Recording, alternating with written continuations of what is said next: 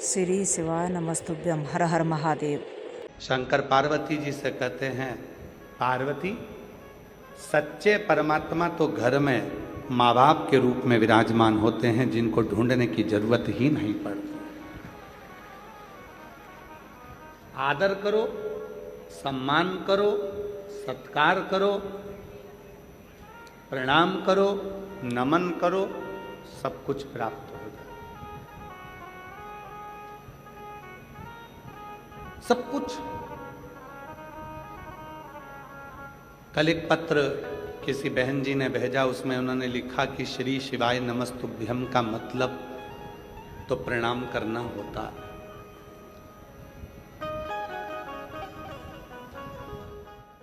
कल एक बहन जी ने पत्र भेजा, उसमें लिखा था श्री शिवाय नमस्तुभ्यम का मतलब तो प्रणाम करना होता। बोल कर देखो, श्री शिवाय नमस्तुभ्यम, श्री शिवाय नमस्तुभ्यम। श्री शिवाय नमस्तुभ्यम का मतलब तो प्रणाम करना होता है। कल किसी बहन जी ने, हमारी बहन ने कल पत्र लिखा। नमः शिवाय का मतलब भी प्रणाम करना होता है। ओम नमः शिवाय का मतलब भी प्रणाम करना होता है। तो श्री शिवाय नमस्तुभ्यम इस मंत्र का मतलब जब प्रणाम करना है, तो प्रणाम करने पर शिव इतनी कृपा कर देते, इतनी करुणा कर देते, इतनी दया कर देते हैं।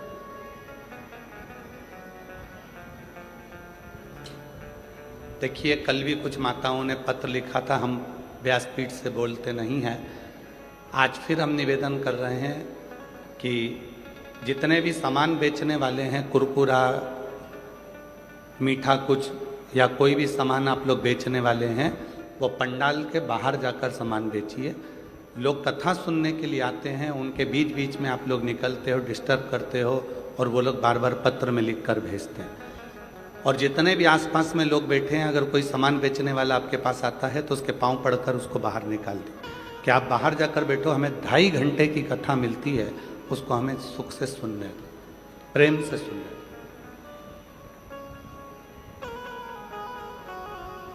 शिव कथा कर रही है, भगवान शंकर का चरित्र कह रहा, शिव पुराण कह रही। माता जी ने पत्र लिखा, बहन जी ने पत्र लिखा कि शिव महापुराण में श्री शिवाय नमस्तुभ्यम का मतलब प्रणाम करना है, नमः शिवाय का मतलब प्रणाम करना है, ओम नमः शिवाय का मतलब प्रणाम करना है। तो प्रणाम करना क्या इतना फलदायी हो जाता है कि वो व्यक्ति की जिंदगी बदल देता?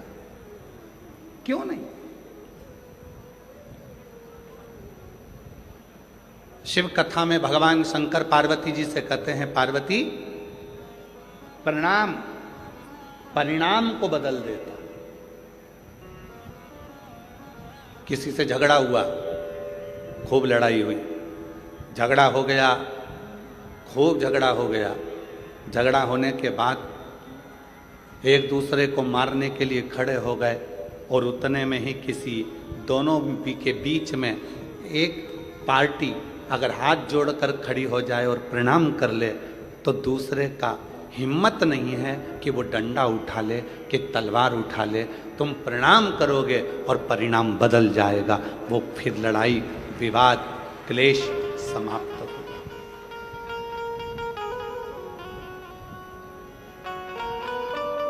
प्रणाम कर कर तो देखो। शिव महापुराण में वर्णन आता है कि श्री शिवाय नमस्तुभ्यम जो 11 बार उच्चारण करता है, 11 बार उच्चारण करना मतलब किसी को गुस्सा आ गया, क्रोध आ गया, कोई चिड़चिड़ा हो गया, और तुम हाथ जोड़ जोड़ कर उसको 11 बार प्रणाम कर रहे हो, प्रणाम करती हूँ आपको, नमन करती हूँ आपको, दंडवत करती हूँ आपको, क्षमा करिएगा, प्रणाम करती हूँ आपको। बस 11 बार आपने, जैसे कितना भी क्रोध है, कितनी भी चिड़चिड़ प्रवृत्ति है, कितना भी क्लेश मचा है, आपने अगर प्रणाम कर लिया तो परिणाम बदल गया। निर्णय बदल। परिणाम को बदलता।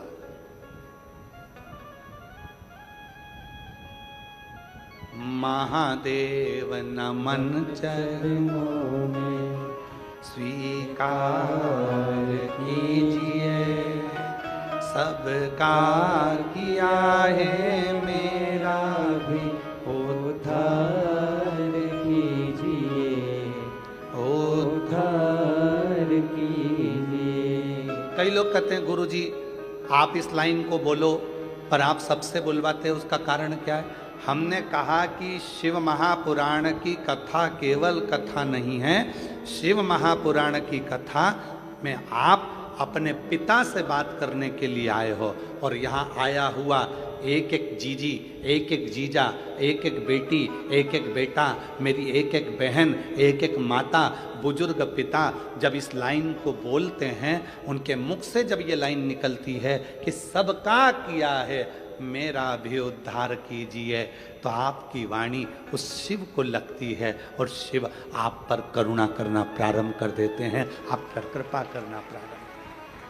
और महादेव नमन चरणों में स्वीकार कीजिए, सबका किया है मेरा भी उद्धार कीजिए, उद्धार कीजिए।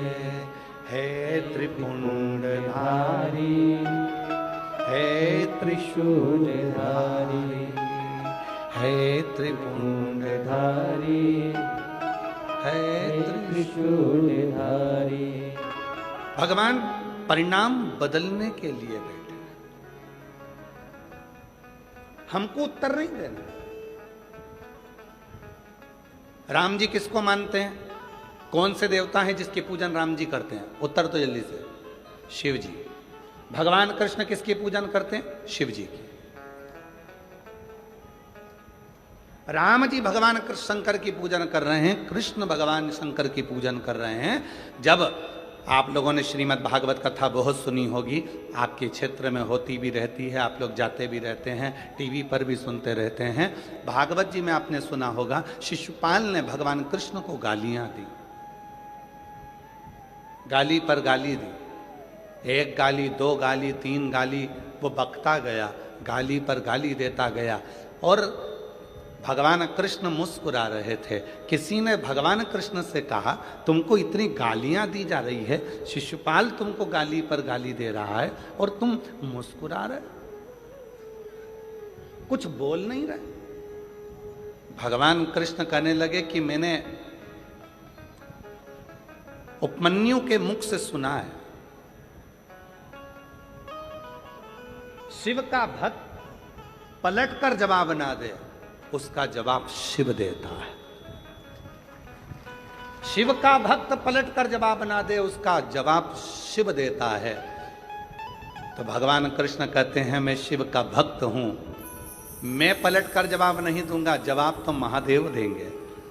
एक गाली हुई शिशुपाल की, दो गाली हुई, धीरे धीरे करते 80 गाली हो गई। बकता रहा, बकता रहा, गाली देता रहा, 90 गाली हो गई और 99 गाली हो गई, और आखिरी में 99 गाली पूरी होते से ही 100वीं गाली जैसी पूरी हुई और भगवान कृष्ण के हाथ में सुदर्शन चक्र आ गया। भगवान कृष्ण ने सुदर्शन चक्र को बुलाया नहीं था,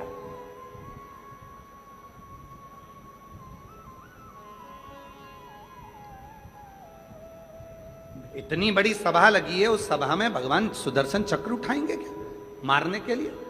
भगवान कृष्ण ने सुदर्शन चक्र को बुलाया नहीं था, पर भगवान कृष्ण के हाथ में सुदर्शन चक्र आ गया और वो सुदर्शन चक्र छूटा और शिशुपाल का शीश कट गया।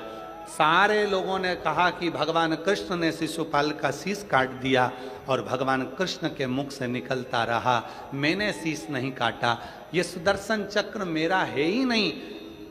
जब भगवान नारायण ने अपना एक नेत्र भगवान शिव को दिया था, तब भगवान शंकर त्रिनेत्रधारी हो गए थे और भगवान शंकर इतने प्रसन्न हो गए थे कि उन्होंने अपना सुदर्शन चक्र भगवान नारायण को दे दिया था।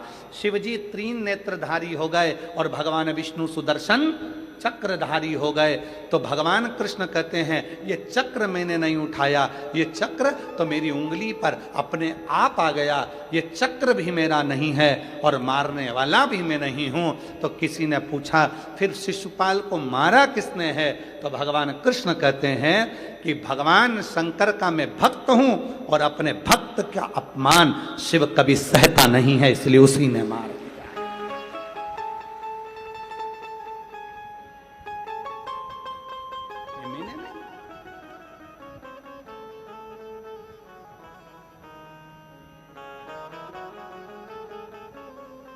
शिव का सच्चा जो भक्त होता है ना, वो जवाब देना नहीं जानता। हो गया। कितनी सुंदर बात कही है। भटिंडा वाले तो सुन ही रहे हैं, साथ में जितने लोग आस्था चैनल पर कथा सुन रहे हैं, जितने फेसबुक यूट्यूब पर कथा सुन रहे हैं, जितने लोग लाइव कथा सुन रहे हैं देश विदेश में बैठकर, शिव पुराण की आज की ये बात अपने भीतर उतार कर रखना। जिस व्यक्ति को उन्नति की सीढ़ी पर चढ़ना है, जिस व्यक्ति को आगे बढ़ना है, जिस व्यक्ति को खूब तरक्की करना है, उसको तीन चीजों का स्मरण रखना है। उसको तीन चीजें अपनी बुद्धि में रखना है। पहला, पीठ पीछे किसी की बुराई मत करो। क्यों? हम जब किसी के पीठ पीछे बुराई करते हैं तो हम कभी भी जिंदगी में उसके आगे नहीं निकल सकते, उसके पीछे ही रहते हैं। पीठ पीछे बुराई मत करो। तीन चीजें बताई गई है। अगर उन्नति की सीढ़ी पर चढ़ना है, आगे बढ़ना है, तो ये तीन चीजें अपने स्मरण में रखना। किसी की पीठ पीछे बुराई मत करो। हम किसी की पीठ पीछे बुराई करते हैं तो उसके पीछे ही रहते हैं, कभी जिंदगी में आगे नहीं बढ़ पाते। दूसरे नंबर पर, जो आपकी निंदा करे, जो आपकी बुराई करे, उसको गले लगाओ, चाय पिलाओ, नाश्ता कराओ, समोसा खिलाओ, मक्खन पराठा खिलाओ। क्यों? क्योंकि वो तुम्हारी बुराई करने वाला को तुम जब गले लगा कर रखोगे, वो बुराई करने वाला जब तुम्हारी बुराई करता रहेगा तो तुम उस बुराई को छाट कर अच्छे बनते चले जाओगे और एक दिन इतने अच्छे बन जाओगे कि फिर बुराई करने के लिए तुम्हारे लिए कुछ बचेगा ही नहीं, तुम उस सीढ़ी तक पहुंच जाओ। तीसरे नंबर पर कहा, पहले नंबर पर पीठ पीछे बुराई मत करो। दूसरे नंबर पर बुराई करने वाला जो तुम्हारी निंदा कर रहा है, जो तुम्हारी चुगली कर रहा है, तुम्हारे लिए अपशब्द कर रहा है, तुमको गाली दे रहा है, तुमको आड़ा टेढ़ा बोल रहा है, उसको समोसा कचौड़ी जरूर खिलाओ, चाउमीन खिलाओ, नाश्ता खिलाओ, बघार खिलाओ, खूब पिज़्ज़ा खिलाओ, खूब प्रेम से लस्सी पिलाओ। क्योंकि ऐसा बुराई करने वाला, और हम नहीं कह रहे, ये पुराने शास्त्र भी कहते हैं, निंदक न्यारे राखिए आंगन कुटी छवाए, और बिन पानी बिन साबुन सब मेल धुल जाए। अर्थात जो निंदा करने वाला है उससे अपने हृदय से लगा कर रखना। कम से कम वो तुम्हारी निंदा कर कर तुम्हें साफ तो कर रहा है, तुम्हारे पाप को वो झेल तो रहा है। अगर निंदा करने वाला नहीं होगा तो तुम सब बीमार पड़ जाओगे।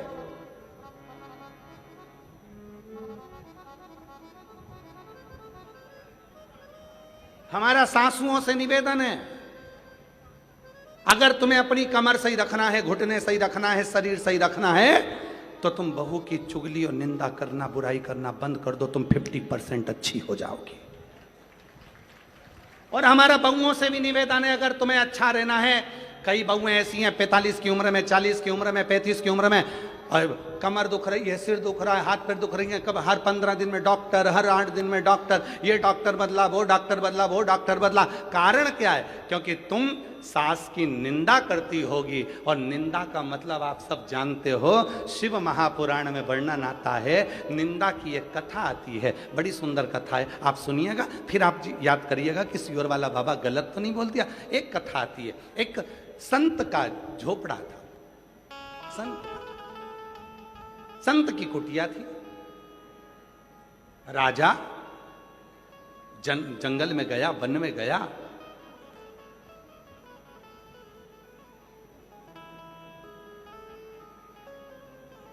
घूम फिर कर अपने घर गया। एक दिन वही संत भ्रमण करते करते राजा के दरवाजे पर गया और राजा से कहा, महाराज कुछ दे दीजिए भिक्षा। राजा गुस्सेल था, क्रोध में था, उसको गुस्सा आ गया।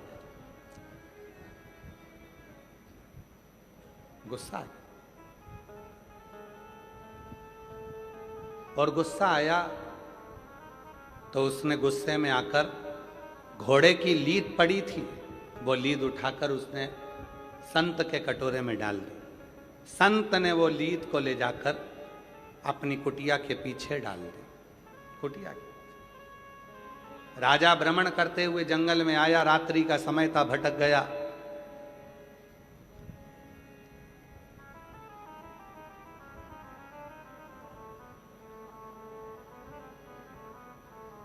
संत के दरवाजे पर आकर उसने देखा, संत तो है, घोड़े की लीद पीछे पड़ी है, और काय का संत जो घोड़ा रखता है घूमने फिरने के लिए। राजा को गुस्सा आया, चल दिया, घर गया। जो मिलता राजा उससे कहता, एक संत जंगल में रहता है, घोड़ा पाल के रखा है, लीद थी उसके घर, लीद थी, बढ़ता गया। राजा निंदा करते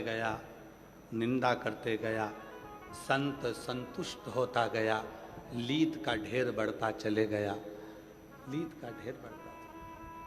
और आखिरी में एक दिन राजा भ्रमण करते करते राजा पहुंच गया, जाकर देखा लीद का ढेर था, लीद का ढेर। और उस ढेर को देखा, पूछा, महाराज ये लीद इतनी सारी कैसे हो गई? तुम्हारे ही दरवाजे पर से मिली थी, एक कटोरे में लीद थोड़ी सी, तुम्हारी निंदा करने से ये लीद बढ़ती चली गई, और अब इस लीद का कोई हकदार नहीं है, तुम ही इसके हकदार, तुम्हें ही इसको भोगना। ऐसी ही एक कथा और वर्णन करती है। एक राजा के शरीर में रोग आ गया, शरीर गलने लगा, शरीर पानी जैसा टपक टपक कर गिरने लगा, राजा की उंगलियां टपक गई, राजा का शरीर गलने लगा, राजा बीमार पड़ गया। सारे डॉक्टरों को बुलाया, सारे वेदों को बुलाया, सारे वेदों को दिखाया, पर उसका कोई हल नहीं निकला। तब राजा बड़ा दुखी हो गया। किसी ने कहा, एक संत रहते हैं, चलो उनके पास चलते हैं। संत से जाकर पूछा, महाराज मेरा शरीर सही नहीं हो रहा, इसका कोई हल बता दीजिए। तब संत ने एक बात कही, राजन तुम्हारा भाई था, कहाँ गया? कहा वो तो मर गया। तुम्हारी भाभी कहाँ है? तो कहा वो अपने कमरे में। संत ने कहा, एक काम करो राजा, भाभी जब अपने कमरे में सोने के लिए चले जाए, चुपचाप से जाना, भाभी के कमरे के बाहर दरी बिछाकर सो जाना, किसी को बोलना मत ही क्यों सोए हो, बस इतना काम करना प्रारंभ करना। राजा ने वही करना प्रारंभ करा। राजा भाभी के कमरे के बाहर दरी बिछाकर सो जाता।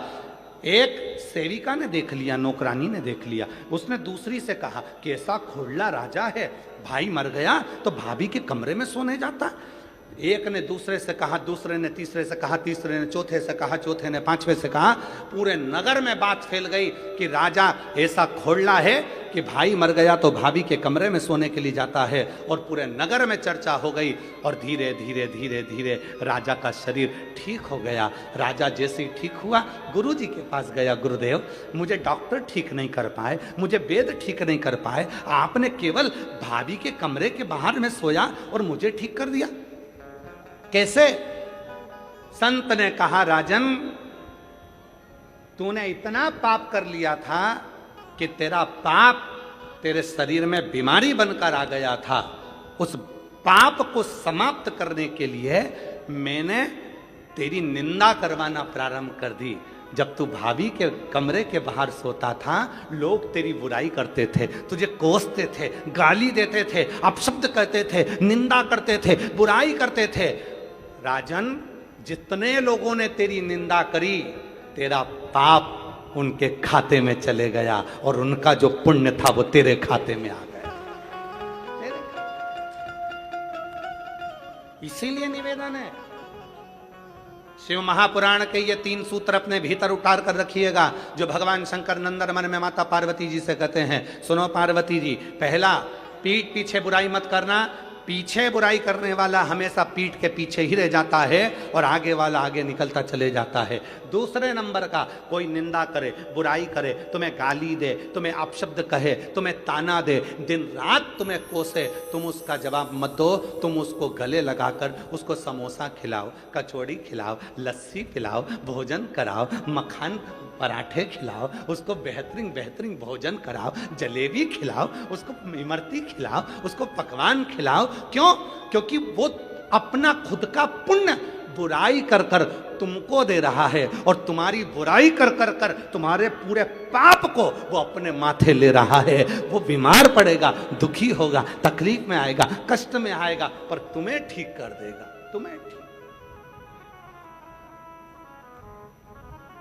इसलिए मेरा सासू माताओं से निवेदन, जितनी भी सासें बैठी हैं सबसे निवेदन, स्वस्थ रहना है तो निंदा मत कर।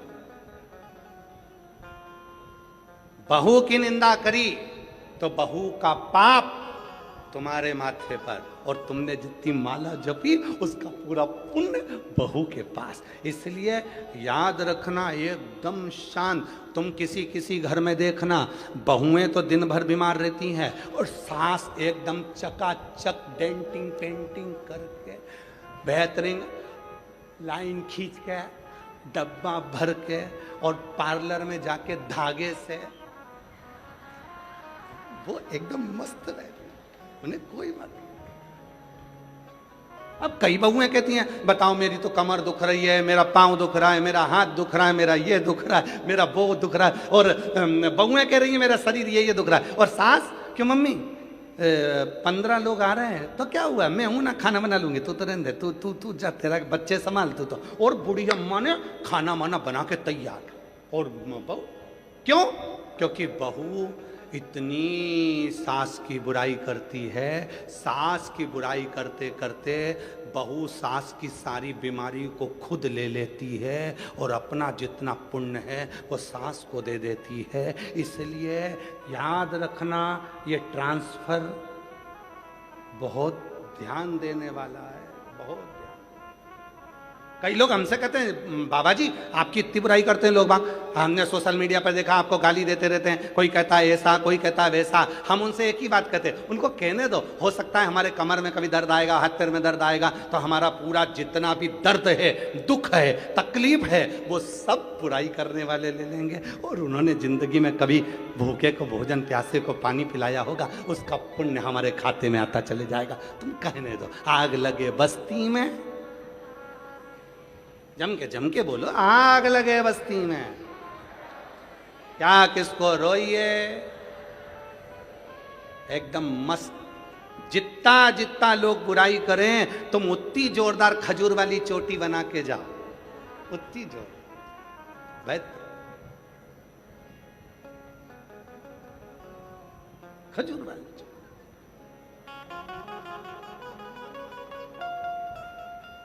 हम तो बाबा के भरोसे चलते हैं, हम तो बाबा के भरोसे चलते हैं। ये दुनिया वाले जलते हैं, ये दुनिया वाले जलते हैं, डमरू वाले के भरोसे चलते हैं, काशी वाले के भरोसे चलते हैं, सीहोर वाले के भरोसे चलते हैं, सीहोर वाले के भरोसे चलते हैं।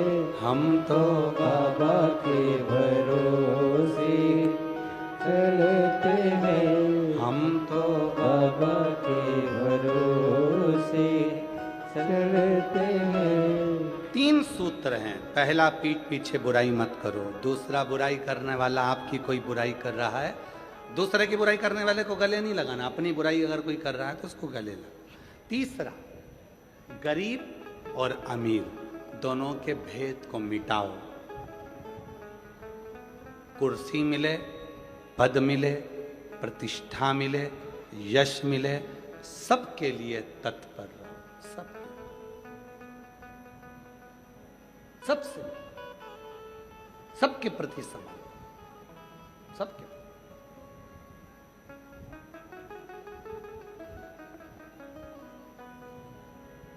समर्पण इसी को कहते हैं।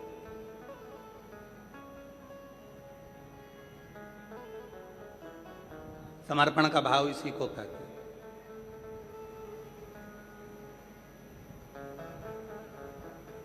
और जिसमें समर्पण का भाव होता है वही जीवन में सार्थक होता है। कुर्सी मिले, पद मिले, प्रतिष्ठा मिले, पर आपका समर्पण सबके प्रति, गरीब है, अमीर है, सबके प्रति। अभी हम कल की बात, हम परसों की बात है, परसों हम पदमजीत सिंह जी से जब वो घर हम पहुँचे तो पदमजीत सिंह जी हमको नीचे मिले, तो हमने कहा कि आप अभी आ गए हैं कथा में से? हाँ।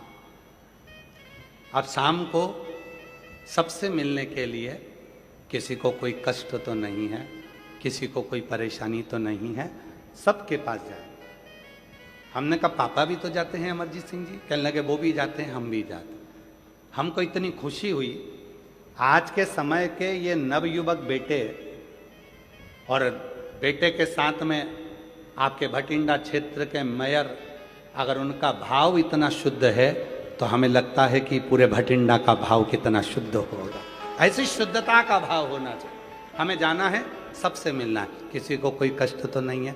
उनके मुख से सबसे पहले मैं पदम जी आपको साधुवाद देता हूँ इस चीज के लिए, बहुत बहुत साधुता। आपके भीतर कम से कम हम सबसे मिलेंगे, सबसे, किसी को कोई कष्ट तो नहीं। स्नेह इसी को कहते हैं। पद मिले, कुर्सी मिले, प्रतिष्ठा मिले, यश मिले, वैभव मिले, उसके साथ आपके भीतर समता का भाव हो कि ये सब मेरे हैं, सब।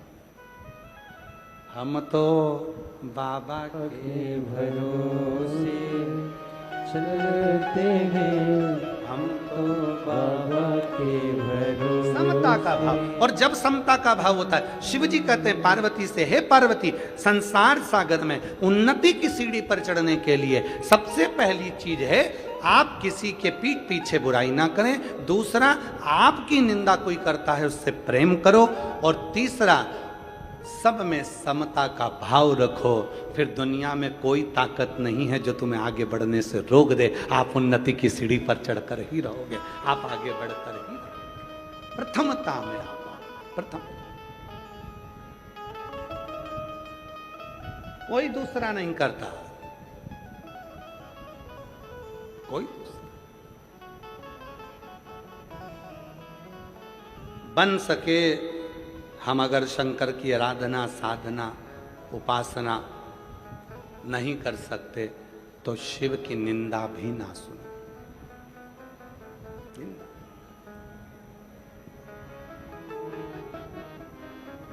ईमानदारी से बोलना रे सब। जितनी मेरी भटिंडा की जीजियां बैठी हैं, जितने मेरे जीजा बैठे हैं, जितनी बेटियां बैठी हैं, जितने बेटा बैठे हैं, जितने बुजुर्ग माँ बाप बैठे हैं, और जहां जहां से तुम आए हो, जम्मू, हिमाचल, उत्तरांचल, हरियाणा, राजस्थान, और भी ना जाने कहां कहां से तुम सब आए हो, ईमानदारी से बोलना। वृंदावन गए हो, अयोध्या गए हो, काशी गए हो, वैष्णो देवी गए हो, या ज्वाला देवी गए हो, या आसपास के जितने भी तीर्थ है वहां गए हो, मंदिर में दर्शन करते समय दिल ज्यादा लगता है कि मोबाइल ज्यादा लगता है? सत्य बोलना, क्या ज्यादा लगता है? मोबाइल। मंदिर में जाते सही तुम्हारा दिल तो भगवान से जुड़ा नहीं, सबसे पहले मोबाइल, सबसे पहले मोबाइल। बजना क्या थी? मंदिर की घंटी। बजा क्या रहे हो? मोबाइल की घंटी। क्यों? उनको लाइव दिखाऊंगी मैं किस मंदिर में हूं। मंदिर की घंटी बजाना थी, मोबाइल की बजा रही है। मोबाइल की। पति ने फोन उठा कर कहा, वो उठा ही नहीं था। बोल कहाँ है? मंदिर में है। लो मैंने दर्शन कर दो तुमका, जल्दी दर्शन करो। ओ बेचारा दिखा,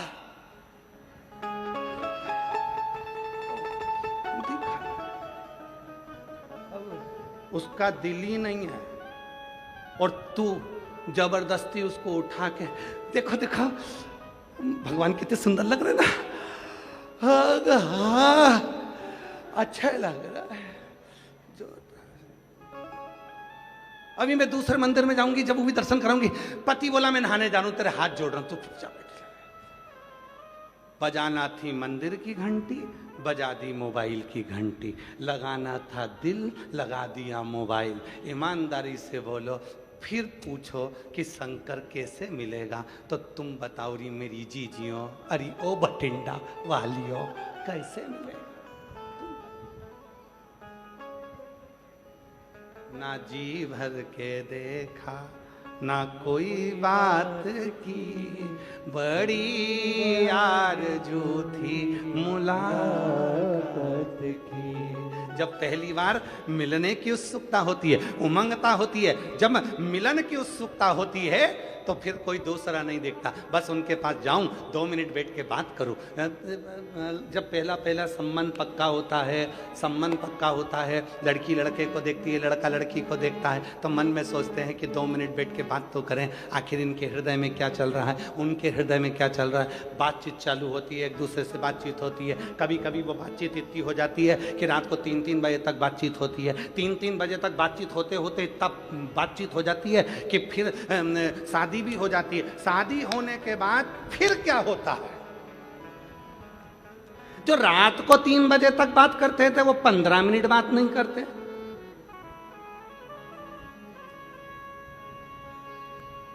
क्यों? मोबाइल लगाया, दिल नहीं लगा पाया। दिल लगा लेता और मोबाइल नहीं भी लगाता तो वो अजर और अमर चलता रहता, जीवन भर चलता रहता। वो दिल नहीं लगा।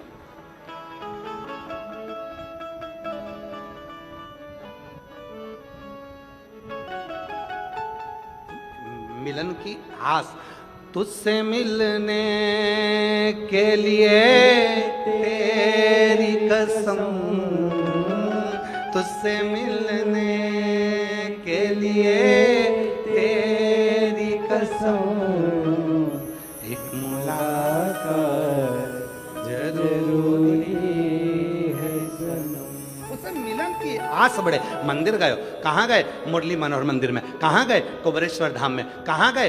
काशी विश्वनाथ में। कहाँ गए? उज्जैन महाकाल में। कहाँ गए? बांके बिहारी में। कहाँ गए? राधा वल्लभ में। कहाँ गए? भगवान के दर्शन करने। कहाँ गए? वैष्णो देवी गए। वहां जाने पर भी आपके मोबाइल की घंटी बाद में बजे, पहले दिल की घंटी बजे, मंदिर की घंटी बजे, और जिससे मिलन के लिए गए हो उससे 2 क्षण बैठकर बात तो करो। वो भी तरस रहा था तुम्हारे लिए और तुम भी तरस रहे थे उसके लिए।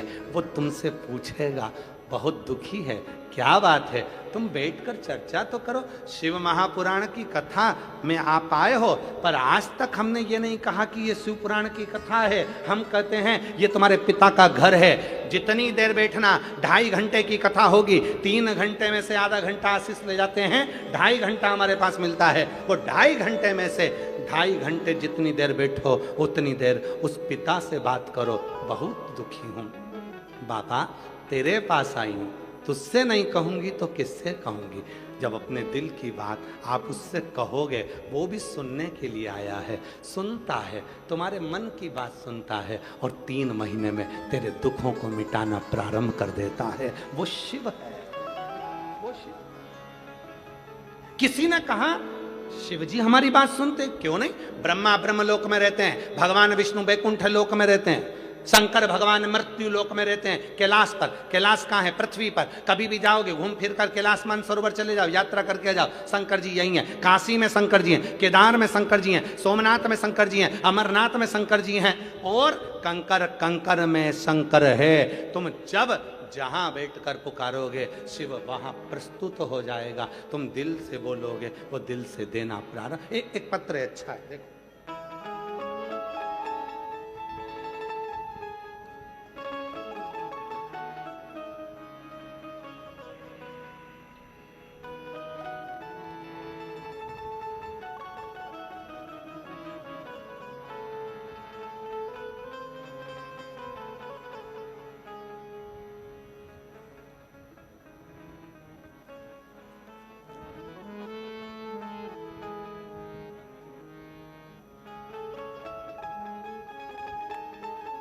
मैं भतेरी देवी भगत राम भट्टी, बासी सिरसा, हरियाणा की निवासी हूँ। मेरी लड़की ने MBBS की डिग्री 2023 में कर ली थी। आगे कहीं बैठी हों, भतेरी देवी भगत राम भट्टी, बासी सिरसा, हरियाणा की निवासी हूँ। मेरी लड़की ने कहीं बैठी हों तो आ सकती हैं। MBBS की डिग्री 2023 में कर ली थी। आगे 2 साल से MD के लिए तैयारी कर रही थी, लेकिन हर बार रह जाती थी। मैंने 2 कथा सिरसा में सुनी, तीसरी बार मैं भटिंडा की कथा में सुनने के लिए आई। भटिंडा की कथा सुनकर मैं यहाँ से गई, अपनी बेटी से कहा तो हिम्मत मत हारना। सीहोर वाला बाबा कहता है भगवान देगा जरूर, थोड़ा सा फाइल मोटी है, समय लगेगा। यहाँ भटिंडा की कथा में पंडाल में बैठकर कथा सुनकर गई, यहाँ की मिट्टी ले गई, पशुपतिनाथ का व्रत करने लगी। दिसंबर 2025 में मैं लड़की को लेकर सीहोर कुबरेश्वर धाम चली गई, कंकर शंकर की पूजन करी। मेरी बेटी ने पेपर दिया और आप जैसा बताते थे कि बेलपत्र पर शहद लगाकर बाबा को चढ़ाकर पेपर देने के लिए भेजा। पेपर बहुत अच्छा गया, फिर रिजल्ट भी अच्छा आया और बाबा की कृपा से मेरी बेटी का MD में सिलेक्शन हो गया। आज मेरी बेटी एम्स मेडिकल कॉलेज भटिंडा में ही MD कर रही है। मैं बाबा को यहाँ धन्यवाद देने के लिए आई हूँ। एक पत्र और देखो कितना सुंदर है, देखिए।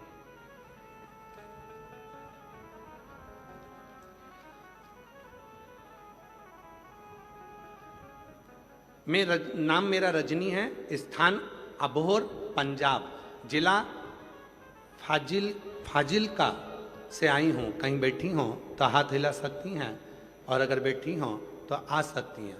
जिला फाजिलका, रजनी मेरा नाम है, अबोहर पंजाब की रहने वाली हूँ। गुरुदेव बाबा की कृपा का क्या बखान करूँ गुरुजी। मैं आपसे 2022 से जुड़ी हूँ।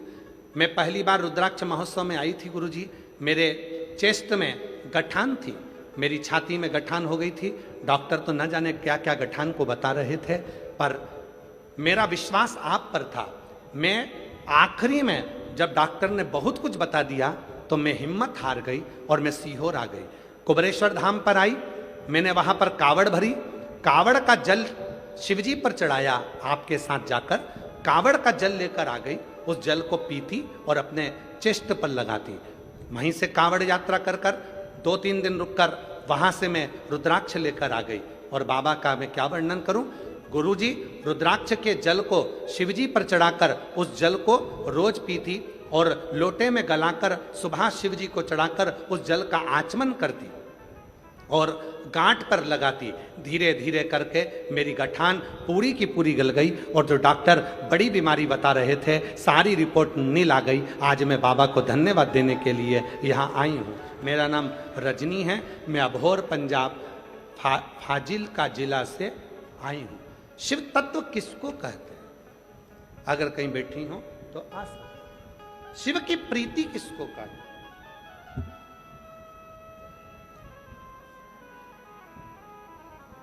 एक विश्वास,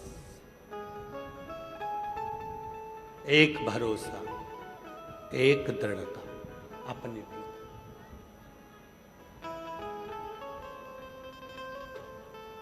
एक भरोसा। और महादेव नमन चरणों में स्वीकार कीजिए। सब बोलिए, सब सबका किया है मेरा भी उद्धार कीजिए, उद्धार कीजिए। है त्रिपुंडधारी, है त्रिशूलधारी, चरणों में तेरे बाबा जी पावन है चारों धाम।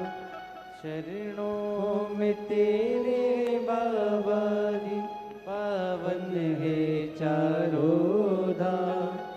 तेरी देव करते वंदना, पूजे है सीताराम। तेरी देव करते वंदना, पूजे है सीताराम। हो जाए पूरी कामना, हो जाए पूरी कामना। उपकार कीजिए, सबका किया है मेरा भी उद्धार कीजिए, उद्धार उद्धार कीजिए। है त्रिपुंडधारी, है त्रिशूलधारी, है त्रिपुंडधारी, है त्रिशूलधारी। उसे नमनता भाव की, थोड़ा दिल लगाओ शिव से, थोड़ा दिल। कुबेरेश्वर धाम आना तो दिल लेकर आना।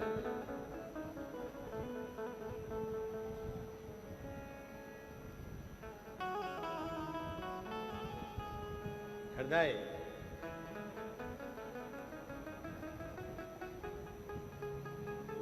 सबसे पहली कावड़ किसने चढ़ाई थी?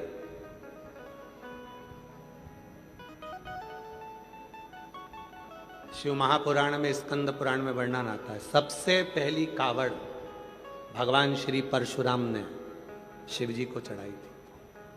सबसे पहली कावड़।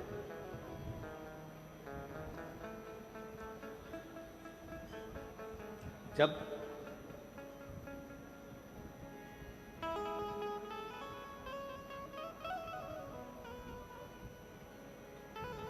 पिता का सिर कट गया था सहस्त्रबाहु जी के द्वारा, और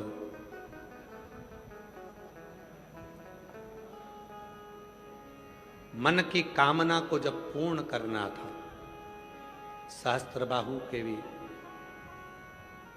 जब हर लिया था, प्राण छूट गए। तब भगवान श्री परशुराम जी ने स्मरण किया कि पिता भी जीवित हों और कोई दोष ना लगे और जीवन की सारी उलझनें समाप्त हो, उसके लिए क्या करा। कहा, पवित्र नदी का जल जब कंधे पर लेकर परशुराम जी तुम जाओगे और शंकर के शिवलिंग पर जब जल चढ़ाओगे, चढ़ाते से ही तुम्हारी जिंदगी के जितने दोष हैं, जितनी तकलीफें हैं, जितने कष्ट हैं, वो सब शिव के पास चले जाएंगे और तुम्हारे दोष मिटकर पिता पुनः जीवित हो जाएंगे।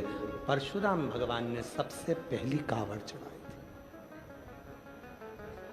वचन दिया भगवान शंकर ने परशुराम जी को, हे परशुराम जी, कलिकाल संसार में, कलयुग में संसार के लोग जहां तहां भटक रहे होंगे, किसी पवित्र नदी के जल को श्रावण के महीने में जब कोई कंधे पर लेकर मेरे मंदिर तक आएगा, शिवालय तक आकर जल समर्पित करेगा, भारत की भूमि पर जो 400 नदियां हैं, सारी नदियों का पवित्र भाव उस जल में आ जाएगा और जल चढ़ाते से उसके सारे दोष समाप्त होकर उसका जीवन सुखमय हो जाएगा। इसलिए कावड़ की महत्वता श्रावण महीने में रहती, श्रावण के महीने कावड़ की महत्वता। ठीक है, बेटी को चेस्ट में गठान हो गया था, अब बाबा की कृपा से पूर्ण तरह से गल चुका है। एक बार जोरदार ताली बजाकर साधुवाद।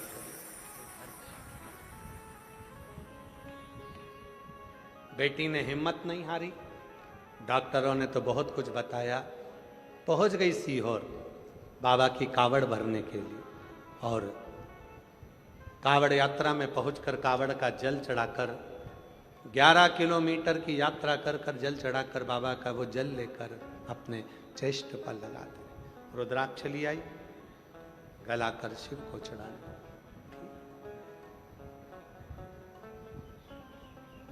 शिव पर भरोसा।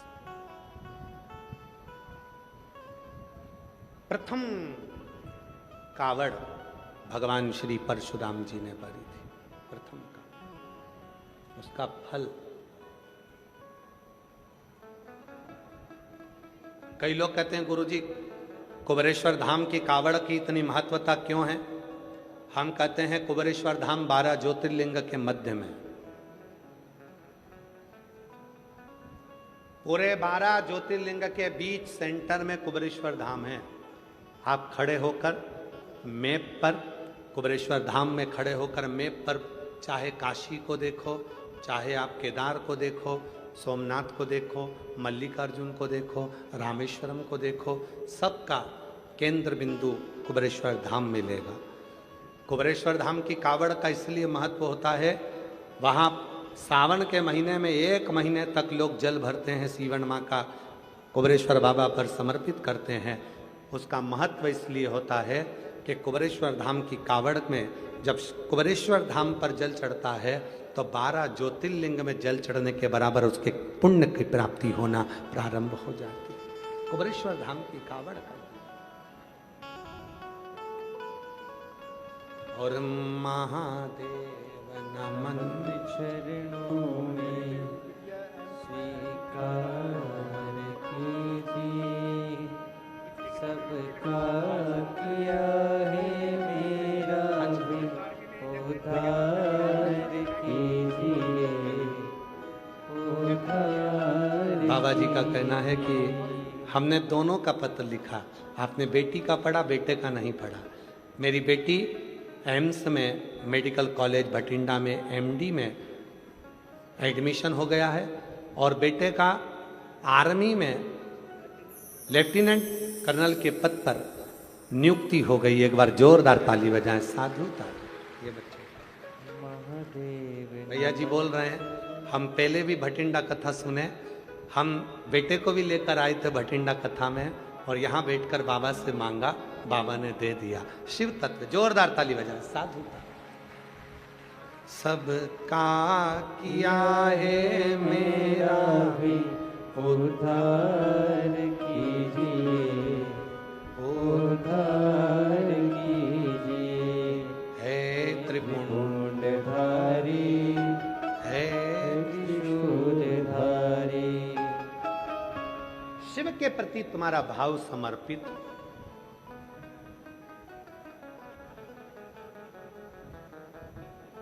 भाव नहीं होगा तो भगवान कैसे मिलेगा? भाव बिना परमात्मा नहीं मिल सकता। भाव है तो परमात्मा। लगाओ थोड़ी देर शिव में अपना मन, अपना दिल भगवान शंकर में लगाओ, लगा।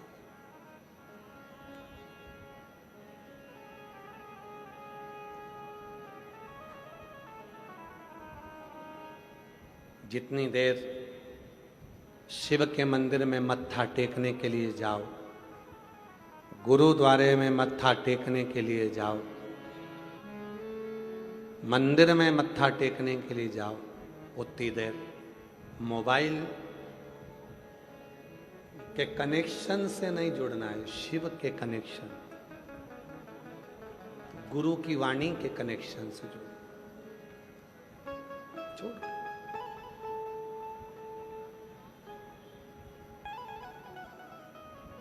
भरा, ढेर सारा भरा, फिर वो चला ही नहीं तो मतलब क्या?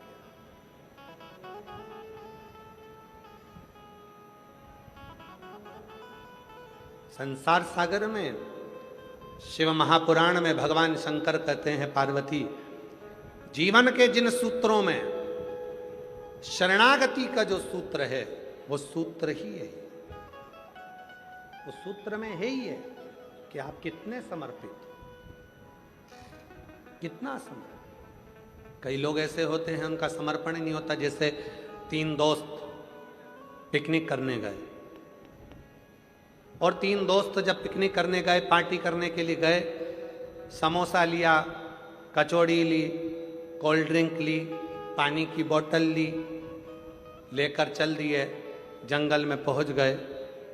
जंगल में पहुंचकर तीनों ने घूमा फिरा, नहाया और बैठे खाने के लिए, तो देखा कि कोल्ड ड्रिंक की बोतल और पानी की बोतल दोनों घर छूट गई। कोल्ड ड्रिंक की बोतल भी घर रह गई और पानी की बोतल भी घर रह गई। अब तीनों ने विचार करा कि घर जाएगा कौन लेने के लिए, तो तीनों ने पर्ची पर नाम लिखा अपना अपना और 3 पर्ची बनाकर और उसको नीचे डाल दिया। 3 पर्ची जैसे ही नीचे फेंकी, जिसका नाम आएगा वो घर जाएगा, पानी की बोतल और कोल्ड ड्रिंक लेकर आएगा। जब तक नहीं आएगा तब तक अपन समोसा, कचौड़ी, इमरती और पिज़्ज़ा नहीं खाएंगे। सब पर्ची फेंकी, एक लड़के का नाम आया, उससे कब तू घर जा लेकर आ। वो घर गया लेने के लिए। 1 घंटा हो गया, 2 घंटा हो गया, 2.5 घंटा हो गया, 3 घंटा हो गया, नहीं आया। दोनों दोस्तों ने विचार करा कि इसकी मम्मी ने कहीं काम पर लगा दिया होगा, इसलिए पानी की बोतल और कोल्ड ड्रिंक की बोतल लेकर नहीं आया। एक काम करते हैं, अपन दोनों खा लेते हैं और फिर घर चलते हैं। दोनों ने समोसा उठाया, खाने ही वाले थे, मुंह के पास ले जाने ही वाले थे, इतनी देर में वो पेड़ के पीछे से आ गया और आते से ही बोला, मुझे पहले ही मालूम था कि तुम खा जाओगे, इसलिए मैं गया ही नहीं, इसलिए मैं गया ही नहीं। मुझे पहले ही मालूम था कि तुम खाओ, तो मैं गया ही।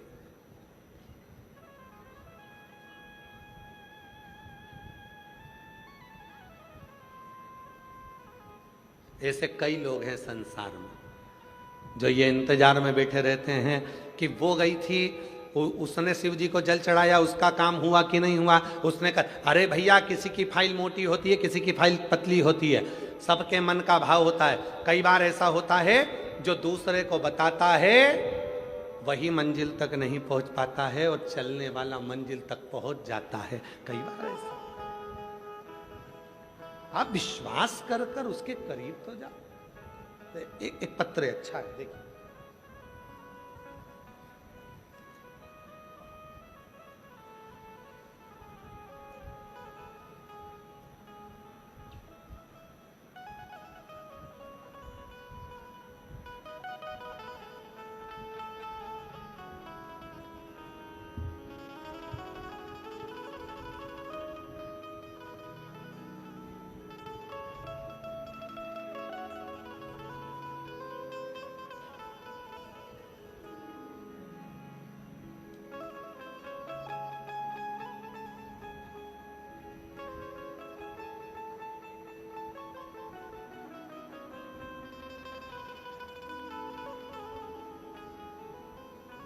गुड्डी देवी, जिला अबोहर, पंजाब, गांव डंगर खेड़ा की रहने वाली हूँ।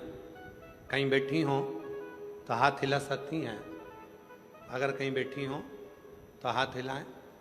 गुड्डी देवी, जिला अबोहर, पंजाब, गांव डंगर खेड़ा की रहने वाली हूँ।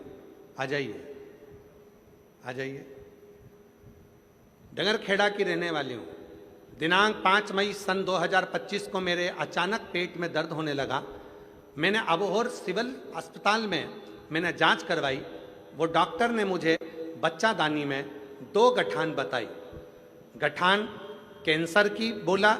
फिर मैंने दोबारा जांच करवाई श्री गंगानगर 2 हॉस्पिटल में, वहाँ भी डॉक्टर ने यही बताया कि तुम्हारे पेट में बच्चादानी में 2 गठान हैं और वो कैंसर की हैं।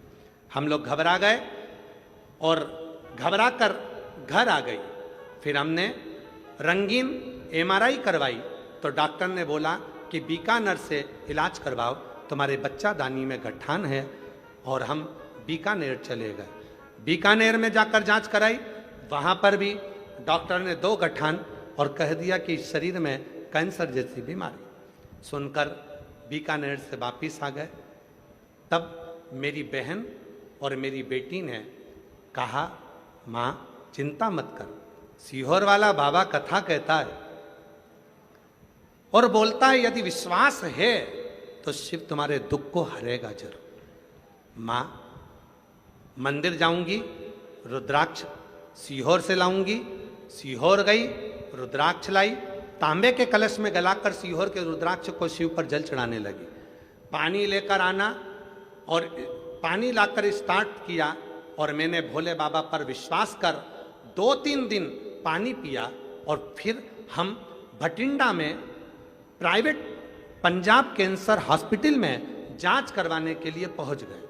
जब हमने सुना था कि सीहोर वाला बाबा कहता है कि सीहोर का रुद्राक्ष अगर विश्वास के साथ में जल पियोगे तो सुख मिलेगा। कथा हमने टीवी पर सुनी, कथा सुनकर उठती थी टीवी पर कथा सुनकर, तो टीवी के सामने ही हाथ फेरकर मैं अपने पेट पर लगा लेती थी। जब हम पंजाब के कैंसर हॉस्पिटल में, भटिंडा के ही कैंसर हॉस्पिटल में जब दिखाए, पंजाब कैंसर हॉस्पिटल में, तब वहाँ की जो रिपोर्ट आई, जांच करवाई और मैं श्री शिवाय नमस्तुभ्यम का जाप करती रही। गुरुजी, डॉक्टर ने मुझे यह बोला कि आपकी रिपोर्ट बिल्कुल नील है, आपको घबराने की जरूरत नहीं है, आपके शरीर में कुछ भी नहीं है। बाबा, आज मैं बाबा को धन्यवाद देती हूँ गुरुदेव। गुरुजी, इतना विश्वास, पहले मेरे बेटे को भी विश्वास नहीं था आप पर, मेरे घर के किसी व्यक्ति को भरोसा नहीं था, मेरे भाई को भी नहीं था। आज मेरा भैया, मेरा बेटा सब आप पर पूर्ण भरोसा करते हैं कि हमारी रिपोर्ट पूरी की पूरी नील कैसे हो सकती है। जो बीकानेर तक हम दिखा कर आ गए।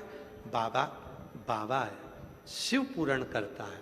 गुरुजी, एक लाइन, हम तो बाबा के भरोसे चलते हैं, हम तो बाबा के भरोसे चलते हैं।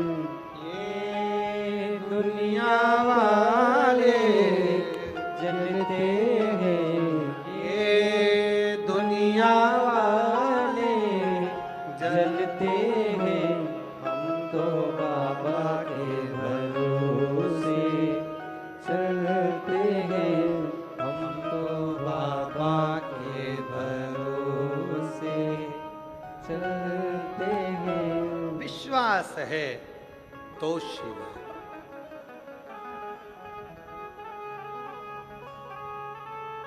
मानो तो मैं गंगा मां हूं, ना मानो तो बहता पानी।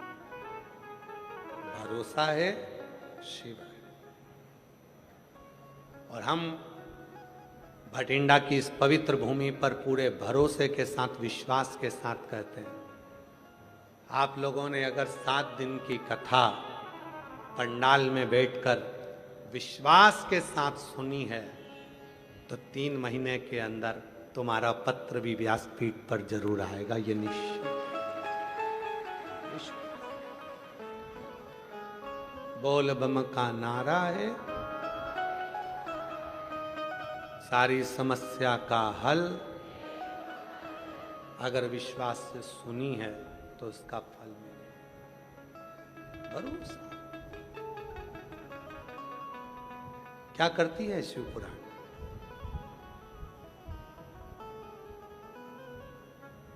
शिव भक्ति का एक बीज बोती है। शिव भक्ति का बीज बोकर शिव पुराण चली जाती है और आप श्री शिवाय नमस्तुभ्यम जपना प्रारंभ कर देते हो, 1 लोटा जल चढ़ाना प्रारंभ कर देते हो और धीरे धीरे धीरे धीरे वो जल जब शिव भक्ति के बीज पर पड़ने लगता है तो वो पौधा अंकुरित हो जाता है विश्वास का, और फिर तुम्हारा दुख मिटना प्रारंभ हो जाता है। पूर्ण दुख, पूर्ण दुख।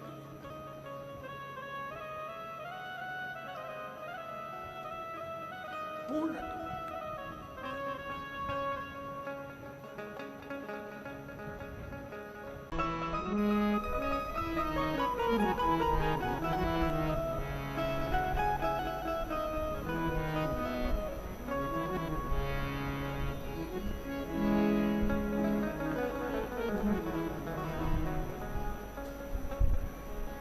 बाबा देवाधिदेव महादेव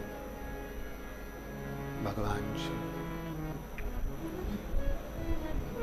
ओगड़दानी त्रिकालदर्शी कैलाशी अविनाशी भगवान शंकर की पवित्र कथा कर रही, शिव महापुराण की कथा वर्णन कर रही, शिव तत्व कह रहा, भगवान की कथा कर रही है, शिव पुराण कर रही है, शिव तत्व कर रहा है। हृदय शिव को समर्पित करो। थोड़ा सा दिल, थोड़ा सा मन भगवान शंकर से लगाइए। शिव को अपने चित्त को लगाने का प्रयास करें, मन को लगाने का प्रयास करें। जब ये चित्त, जब ये मन भगवान शिव में रमेगा, लगेगा,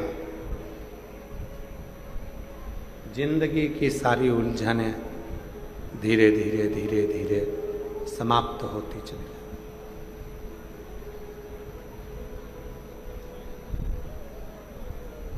दक्ष प्रजापति ने माता दुर्गा भवानी की पूजन करी और देवी जी से पुत्री को मांगा, बेटी को मांगा।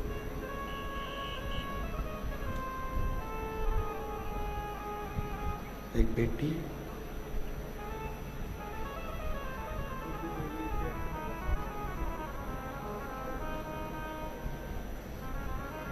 रोते नहीं माँ, अच्छे अब तो ठीक हो गए।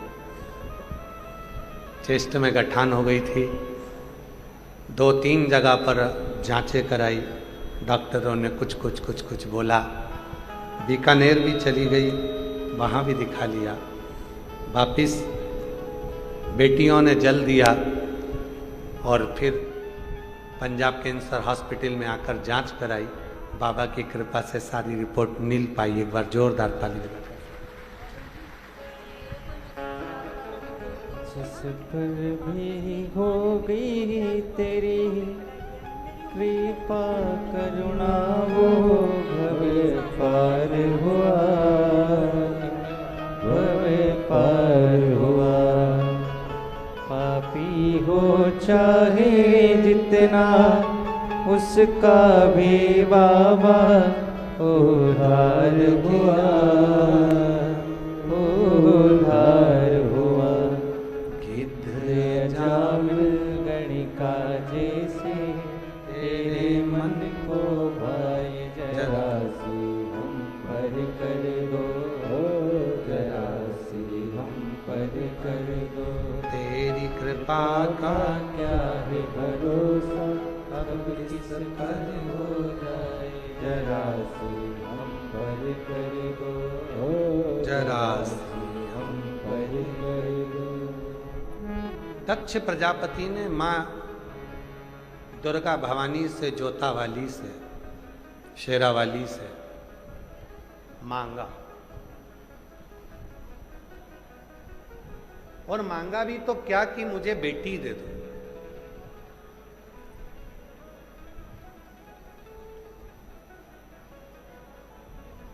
बेटा एक कुल को तारता है और बेटी 2 कुल को तारती है। बेटी 2 कुल को।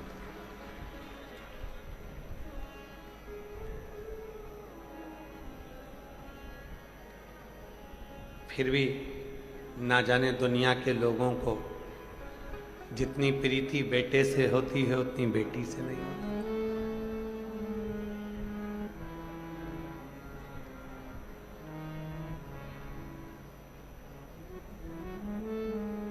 मेरी जीजियों, कभी चिंता ना करना जीवन में। दुनिया का कितना बड़ा भी टेंशन आ जाए, शिव का नाम लेना, उसको अपना पिता मानना, और आप पंजाब की भूमि पर रहती हो तो दिल से, हृदय से वाहेगुरु जी को याद करना, दिल से।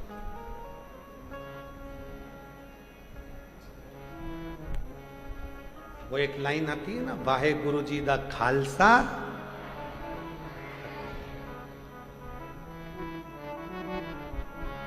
फतेह, वो है, शिव है, वो रब है हमारे साथ, तो जिंदगी में हमारी हार नहीं हो सकती, हमारी फतेह जरूर होगी। जो बोले सो निहाल, वो है तो फिर क्यों हार?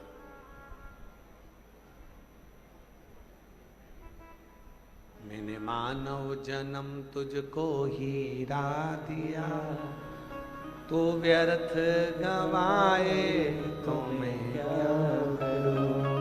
मैंने मानव जन्म तुझको हीरा दिया, तो व्यर्थ गवाए तो मैं क्या करूं। वो है तो फिर नहीं सोचे।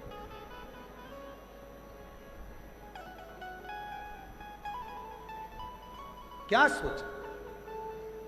अभी वो माता जी आई थी, उनके साथ में एक बहन आई थी, वो कह रही थी गुरुजी मुझे जहर पिला दिया गया था, मर गई थी, शरीर में कुछ नहीं था, डॉक्टर ने भी बोल दिया था कि इसमें कुछ नहीं, पर जो साथ में आई थी जिनके चेस्ट का गठान ठीक हो गया था, उधर बच्चादानी का गठान ठीक हो गया था, वो माता ने कहा कि तो चिंता मत कर, जब बाबा मुझे दुख से निकाल सकते हैं तो तुझे भी निकाल। मंदिर में जा जाकर पानी पिला पिला कर जितने घंटे इलाज चला उतने घंटे बेलपत्र को पास में रख दी गई, और शिव जी ने उसको यहाँ लाकर खड़ा कर दिया। ये शिव की उदारता। ऐसा ही एक पत्र और है, बड़ा विचित्र पत्र है वो भी, आप देखिए उसको। और एलईडी पर पढ़ते हो पत्र को आप लोग? अरे बोलो तो जम के, पढ़ते हो? पढ़ा करो। एक पत्र बड़ा, देखिए कितना विचित्र पत्र है।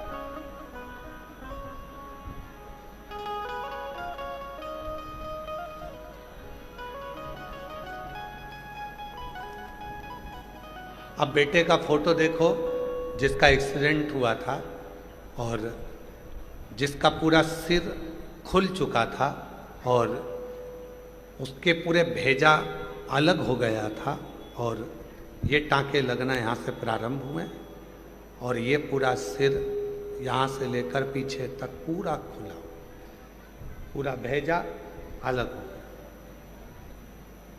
पूरा भेजा कोमा में चले गया। डॉक्टर ने कह दिया था ये कभी जिंदगी में बोलेगा नहीं, उठेगा नहीं उठेगा इसकी भी गारंटी नहीं, इसकी भी गारंटी। पत्र है।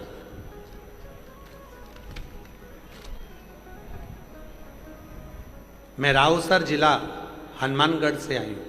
मेरा नाम सुगना, पति का नाम अरविंद्र पाल सुंदा है। मेरे 2 बच्चे हैं।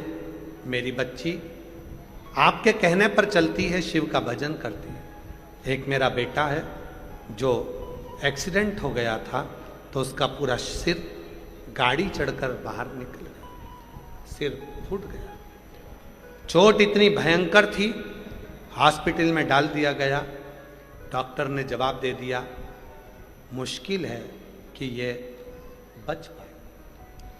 मेरी बेटी इतना भरोसा करती थी कि वो तुरंत कहती है, माँ भैया ठीक होगा तो चिंता मत कर। बेटी मंदिर चली गई, जल लाई, भाई के मुंह में दिया, हॉस्पिटल में उसको एडमिट करा, कोमा में चला गया, ना हिलता न डुलता, कुछ भी नहीं बोलता।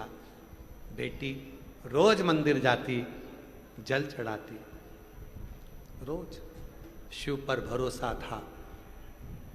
एक दिन डॉक्टर ने जब कह दिया कि ये बोलेगा नहीं, और अगर बोल भी गया तो हो सकता है कि पागलों जैसी हरकत करे। गुरुदेव, फिर मेरे बेटे को, मेरी बेटी ने सीहोर गई अपने मामा के साथ, वहां से जल रुद्राक्ष लेकर आई, कंकर शंकर की पूजा करी, और मेरा बेटा, उसको भी हम सीहोर ले गए जहां वो ऐसी हरकत करता था, क्योंकि थोड़ा सा होश तो आया, बोलना भी चाहा, पर उसके भेजे में लगने के कारण पागलों जैसी हरकत करता था।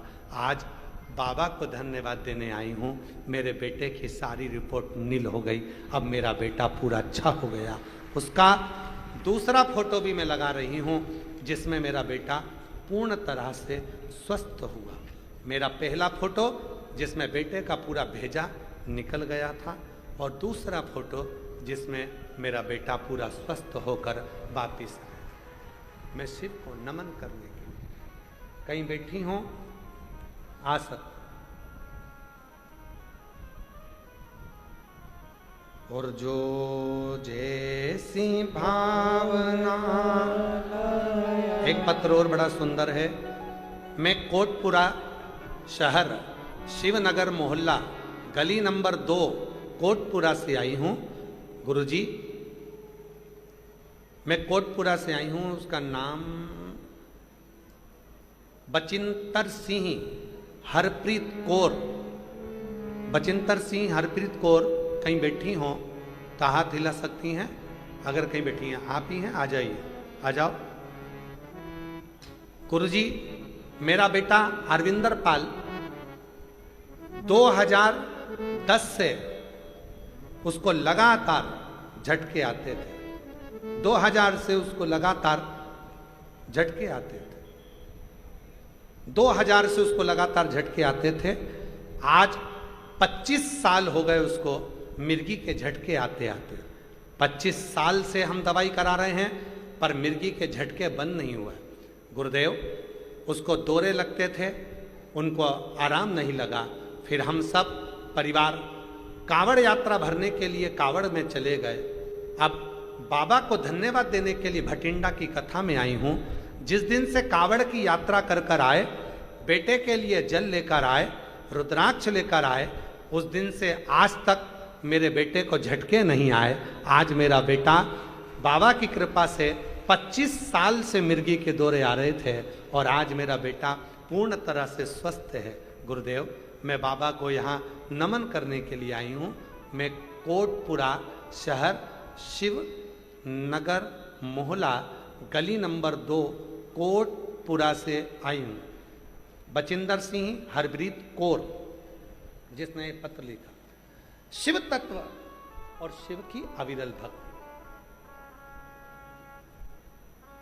उसका स्मरण, उसका मंत्र जाप, उसका नाम जाप, उसका कीर्तन, उसका स्मरण जीवन में सुख का अनुभव करा देता है, सुख का। फिर निवेदन करूं, दुनिया के लोगों के लिए केवल कथा है, केवल कथा, पर ये दुनिया के लोगों के लिए कथा हो सकती है।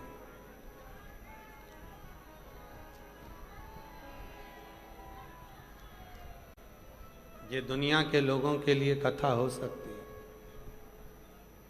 पर जो शिव पर विश्वास करने वाले हैं, भरोसा करने वाले हैं, उनके लिए ये कथा नहीं।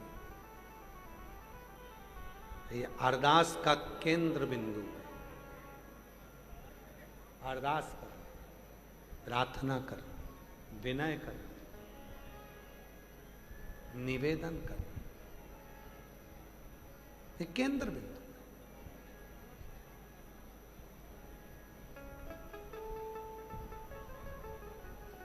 दक्ष प्रजापति ने माँ जगत जननी दुर्गा भवानी, माँ आद्य शक्ति, माँ ज्वाला देवी से, माँ कांगड़ा वाली से, माँ चिंतपूर्णी से, माँ वैष्णव से, माँ अम्बा, माँ जगदम्बा से, माँ जगत धात्री दुर्गा भवानी से पुत्री मांगी, मुझे बेटी दे दीजिए। माँ अम्बा ने कहा कि बेटी ढूंढने के लिए कहाँ जाऊँ? कहाँ पर मैं बेटी ढूंढने जाऊँगी? मैं स्वयं बेटी के रूप में ही तेरे घर में जन्म लूंगी, बेटी के रूप में ही तेरे घर में जन्म लूंगी। कहाँ बेटी को ढूंढने जाऊं? स्वयं बेटी बनकर। और माँ जगत जननी जगदम्बा दुर्गा सती के रूप में प्रसूति के गर्भ से जन्म ले। शिव से प्रीत थी, प्रेम था, स्मरण था। एक पल भी सती माता शंकर के बिना नहीं रहती थी, एक पल भी।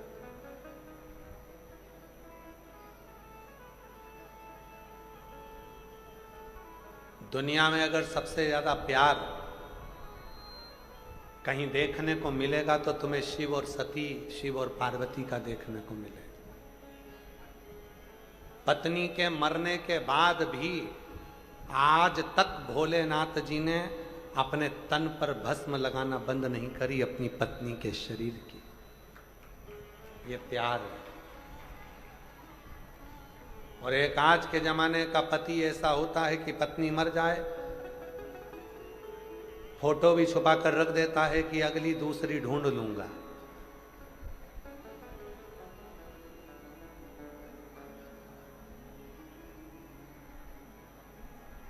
ये गई और वो मोबाइल पर शादी.com निकलना प्रारंभ कर देता कि कोई लड़की मिल जाए मेरे को दूसरी जिससे मैं विवाह करूं,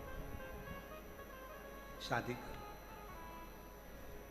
दुनिया में शिव जैसा प्रेम किसी देवता ने नहीं करा, जो अपनी मरी हुई पत्नी के भी शरीर को कंधे पर लेकर पूरी दुनिया को हिला देता है अपनी पत्नी के लिए।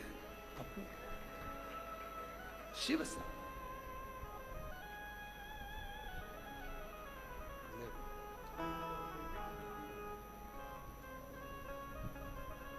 बेटे को 25 सालों से मिर्गी का दौरा आता था और शिव की कृपा से पूर्ण तरह से स्वस्थ हुआ। एक बार जोरदार ताली बजाकर साधुवाद।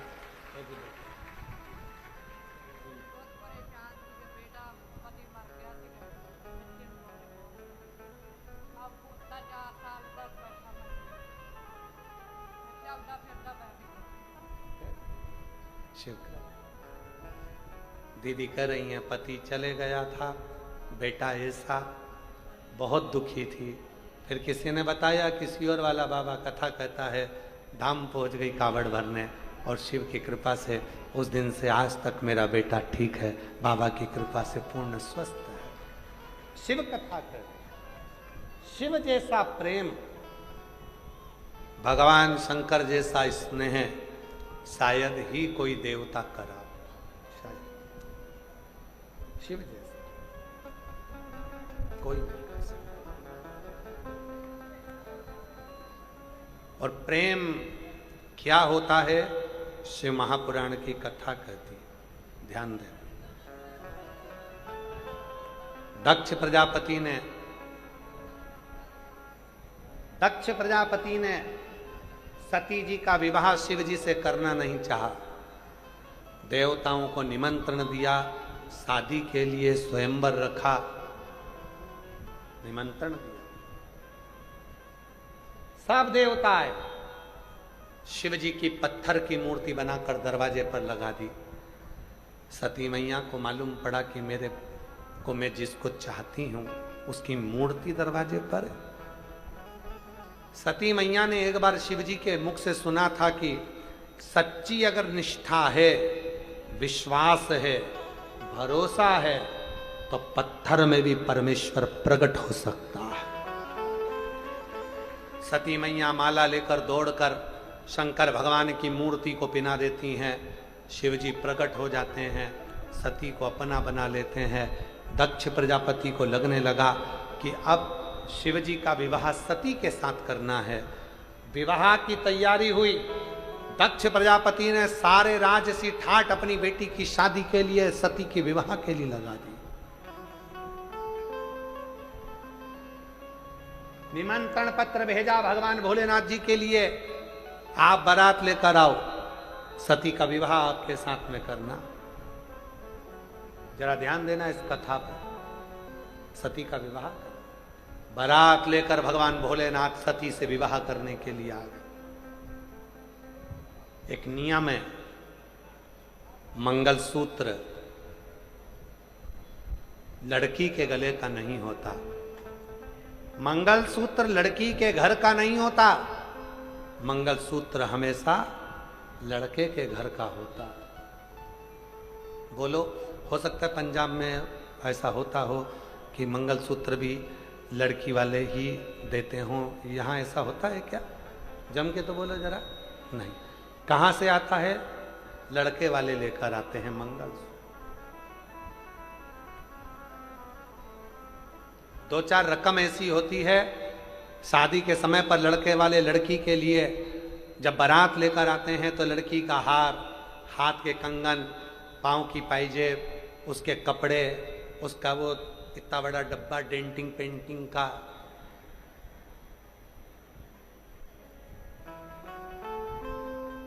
उसके पाँव की चप्पल, सब लेकर, पूरी चीज लेकर आते हैं, सब चीज, कोई चीज नहीं छोड़ते। मंगलसूत्र भी लेकर आते। दक्ष प्रजापति ने सती के विवाह के लिए ढेर सारी तैयारी करी।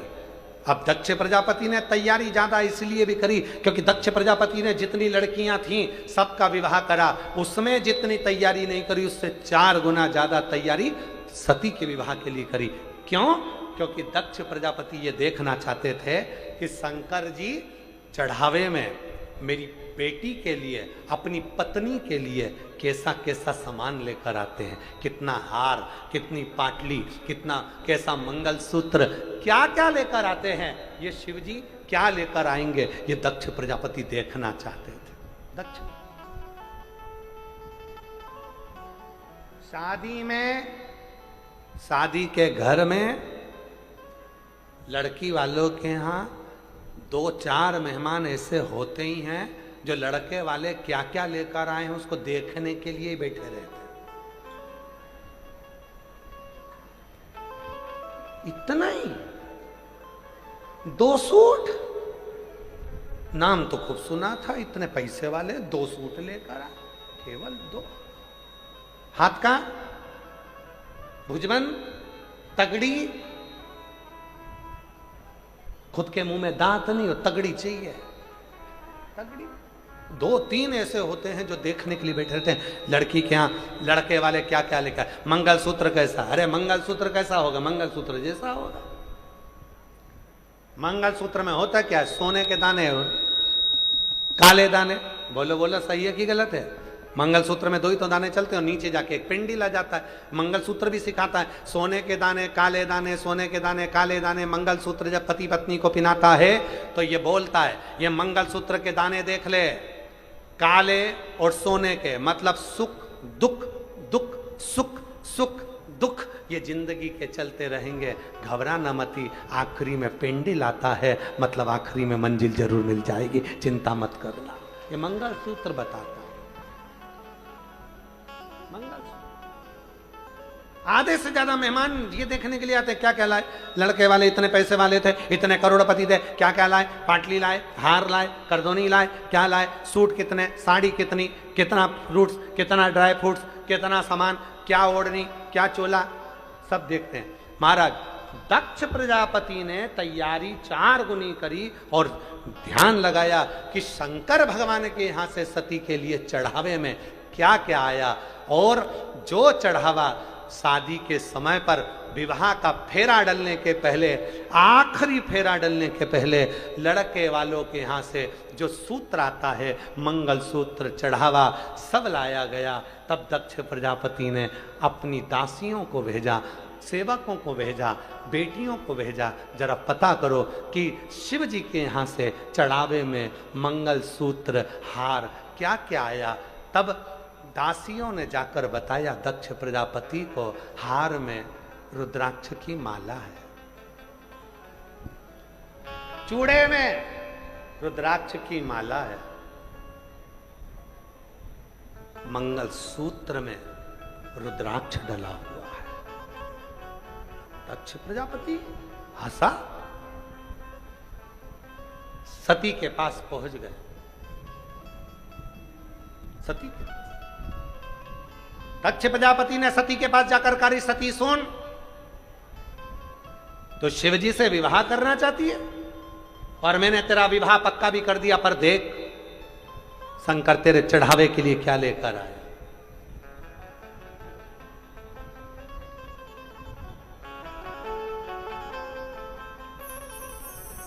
रोती नहीं बेटा, बेटा अच्छा कर दिया तूने, तेरे भाई को इतना जल चढ़ाकर क्या रखते हो। ए बेटा रोते नहीं, इधर आ, ए रोते नहीं, इधर आ, इधर इधर आजा आजा, रोते नहीं, रोते नहीं, रोना नहीं,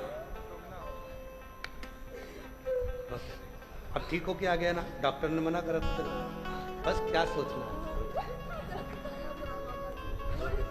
तू भी रोते नहीं भाई, दोनों रोते, आंसू बरसते, आंसू रोते नहीं। अब तो ठीक हो के आया यार, अब एकदम गुड हो गया, एकदम बढ़िया। बाबा ने तो अच्छा कर दिया, तेरी बहन जल चढ़ाती रही। जोरदार ताली बजाओ साधु का। ले बेटा,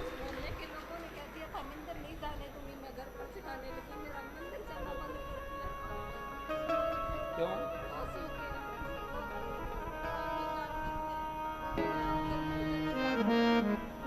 जी बता रही है, बेटा चले गया कोमा में, हॉस्पिटल में। मोहल्ले के लोग कहने लगे कि इसको अपशब्द खोड़ला जैसा, मंदिर भी नहीं जाने देते थे। ये बेटी घर में ही शंकर को जल चढ़ाकर वहीं का जल लेकर भाई को देने हॉस्पिटल चली जाती थी। एक बेलपत्री ले जाती, भाई के तकिए के नीचे रख देती। डॉक्टर तो कहते ये बोलेगा कि नहीं बोलेगा पता नहीं, कब उठेगा पता नहीं, मुख कब खोलेगा, और बोलेगा भी तो पागलों जैसी हरकत करेगा। पर आज बाबा की कृपा से पूर्ण तरह से स्वस्थ होकर आया है। एक बार जोरदार ताली बजाए साधु। जी एक लाइन सुना रही है गाने की। आँखों में असर होगा, घर बैठे बुला लेंगे, आँखों में असर होगा, घर बैठे बुला लेंगे, तुम रूठे रहो भोले, हम तुम्हें मना लेंगे। सब जगह से आज छोड़ दी, वेंटिलेटर पर पड़ा है। डॉक्टर ने भी कह दिया 2-3 दिन देखेंगे, बॉडी को दे देंगे। शरीर में हिम्मत नहीं आई, विश्वास था मेरा बाबा मुझे पंडाल में बुलाएगा, और बाबा पंडाल में लेकर आ गया उसको। पहुंच गई कावड़ भरने सीहोर। बेटे को होश आया, पागलों जैसी हरकत करने लगा कि ये तो बिल्कुल एकदम ठीक नहीं हुआ। कावड़ भरी आई, जल ली आई, दिया, शिव शिव। ए मेरी जीजियों, जो जैसी भावना लाया वो वैसा ही फल पाया, नहीं खाली उसे लौटाया, वो मन ही मन हर्षाया, और कर दिया माला माल काशी वाले ने, लुटा दिया भंडार का काशी वाले ने। वो शिव है, वो घड़ी है, खाली नहीं छोड़, वो खाली नहीं छोड़। दक्ष प्रजापति ने कहा जरा पता करो क्या लाए। मंगलसूत्र में रुद्राक्ष, हार में रुद्राक्ष, कंगन में रुद्राक्ष। दक्ष प्रजापति सती के पास जाकर बोले, ऐसे घर में तूने विवाह पक्का करा है जहां तेरे लिए लाने के लिए जेवर भी नहीं है। मंगलसूत्र भी लाया तो स्वर्ण नहीं रुद्राक्ष लाया। कौन समझाए? सती मैया कहती है दक्ष प्रजापति से, पिताजी सोने का हार पहनूंगी तो चोर की नजर होगी, सुंदर सुंदर जेवर पहनूंगी तो लुच्चों की नजर होगी, और रुद्राक्ष की माला पहनूंगी तो भोलेनाथ की नजर होगी। मुझे तो ये रुद्राक्ष की माला बात, रुद्राक्ष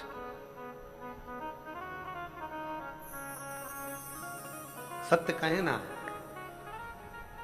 अगर हमसे कोई पूछे जीवन में कि रुद्राक्ष की,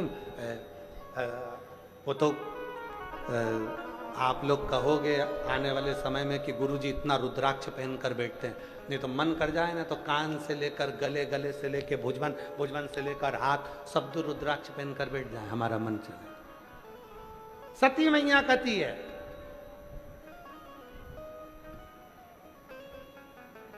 ये मंगलसूत्र में जो रुद्राक्ष डाल कर लाए हैं मेरे भोलेनाथ, उनसे पूछना कि रुद्राक्ष का मंगलसूत्र क्यों लेकर, उनसे पूछो। हंसी उड़ी सती माता की, पर सती ने सबका हल दिया, सबका निर्णय।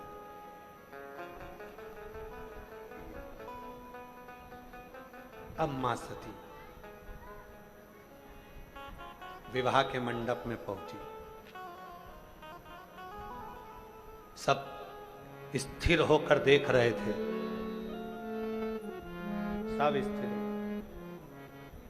शंकर भगवान के सामने विद्वत जनों ने कहा मंगल सूत्र पहनाइए मां सती के गले में। शिव जी ने, लोग कहते हैं गुरुजी ये लाल धागे में रुद्राक्ष पहना जाता है, सोने की चेन में रुद्राक्ष पहन ले वो ज्यादा असर करेगा, चांदी की चेन में पहन ले वो ज्यादा असर करेगा, कि लाल धागे में ज्यादा असर करेगा?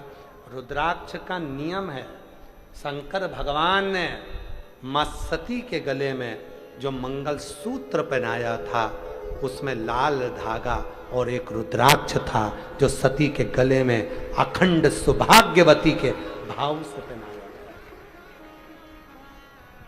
सती ने पूछा मंगलसूत्र पहनने के बाद, आप दुनिया के लोग सोने का मंगलसूत्र लाते हैं, आप मेरे लिए रुद्राक्ष लाए?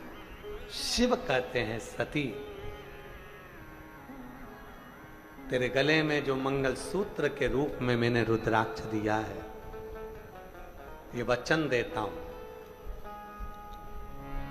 वचन दे, तू अखंड सौभाग्यवती होकर लाल चूनर ओढ़कर पति के कंधे पर ही लाल चुंदड़ी ओढ़कर अखंड सौभाग्यवती होकर ही जाएगी। ये मेरा वचन है। जो लाल धागे का जो तुझे मंगलसूत्र दिया है, तू लाल चूनर ओढ़ कर जाए, साधारण नहीं, साधारण वचन दे।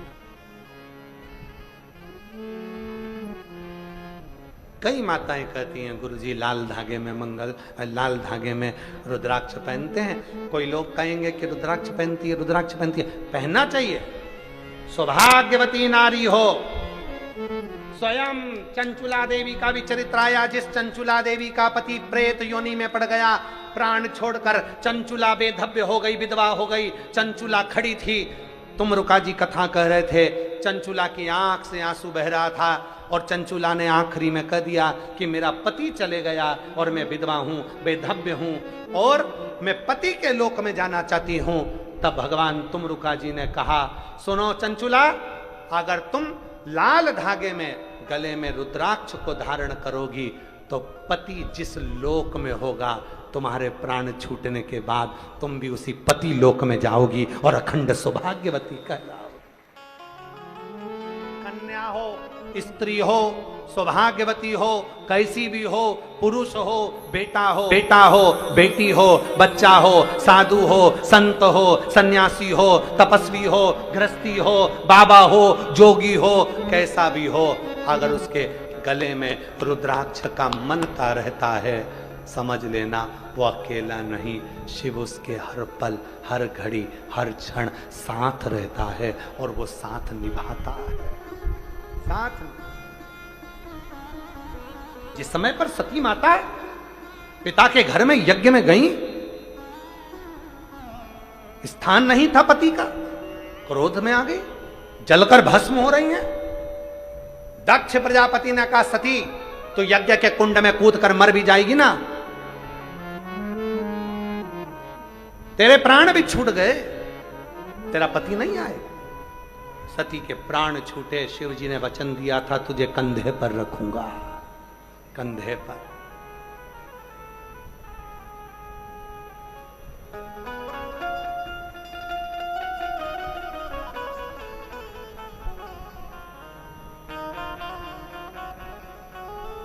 और अंत समय प्रभु आना पड़ेगा, वचन दिया तो निभाना पड़ेगा। आए ना आए प्रभु कुटुंब कबीला, अंत समय प्रभु आना पड़ेगा।